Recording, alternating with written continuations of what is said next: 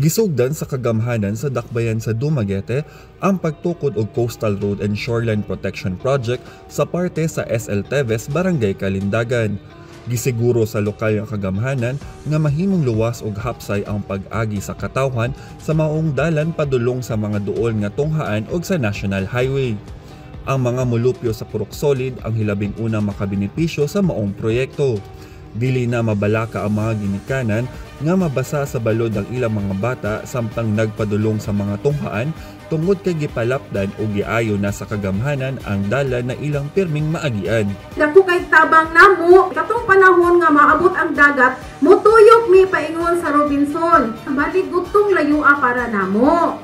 Matod sa City Engineer's Office, naa sa 136 metros ang gitason sa maong dalan ug naa sa 7 metros ang gilapdo niini. Katong existing seawall dito, amo pa ng bakbakod, danggalon na namo.